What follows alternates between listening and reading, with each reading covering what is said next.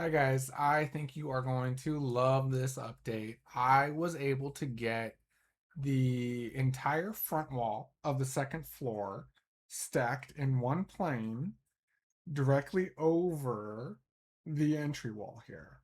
So now, and in order to do that, I had to make a few minor tweaks. The living room got a little bit narrower, and the great room back here also got a little bit shallower in this dimension, but it's still plenty big enough. Plenty big enough. And I don't feel like it's compromised at all to achieve what you wanted so much, so badly, which was the simplified look up front with the door opening up and having one nice clean wall uh, with a really wide door and really wide windows. And we've got a pretty big distance right here between the stairs, the wide stairs, and uh, the door and the windows here.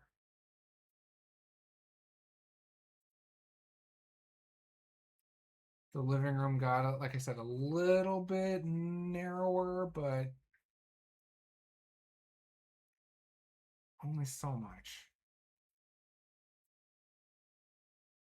And that's nice too, I think, just to allow for a little bit more wider windows stacking above the doors and windows below.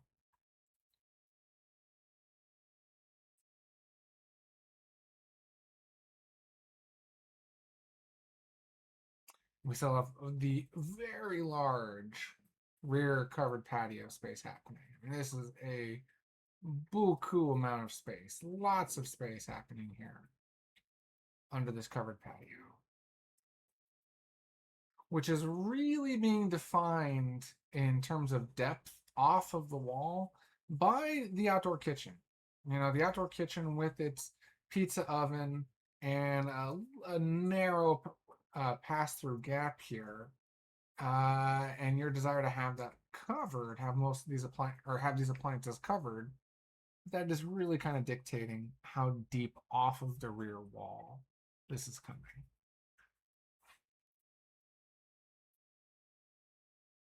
And otherwise, I think everything is looking exactly like it was before when we looked at it together live. I've just cleaned all this up and, I think it's looking fantastic. I can't wait, though, to hear your feedback and see if there are any other sort of tweaks or modifications to the overall size and massing of the home that we want to make before we start packaging this up for Cupertino's planning review process.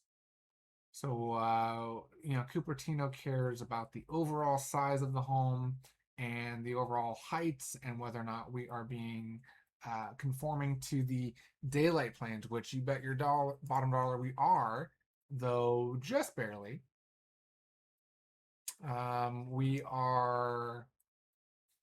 We are complying with these daylight planes, which is why I was only able to give you 10-foot ground floor plate heights instead of the 11-foot that you asked for. Um, and even trying to compromise and say, going with 9 over 11 instead of 10 over 10, unfortunately, that wouldn't work because Cupertino is a little bit unique in having a daylight plane that defines the ground floor and then a daylight plane that defines the second floor. And fortunately, we comply for the second floor, just as we do comply for the ground floor. It's okay for the second floor to go through the ground floor daylight plane. All right, that was unnecessary. All that to say, this is a beautiful contemporary home. I love it a lot. I hope you love it too. And I look forward to going through the next phase of the process with you and for you. All right, guys, thank you so much.